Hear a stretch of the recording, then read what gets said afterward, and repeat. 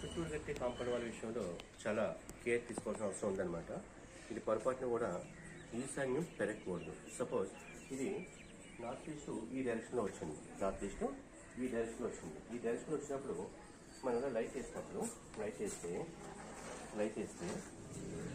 నేను అక్కడ point observe చేస్తే కనుక, ఆ పాయింట్ని అబ్జర్వ్ చేస్తే కనుక అది ఈశాన్యం పెరిగిందనమాట. ఈ వాలు పెరిగింది.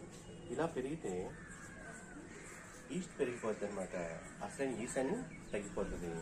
దీనివల్ల కొంచెం అనారోగ్య సమస్యలు వచ్చే అవకాశాలు ఉంటాయి అనమాట.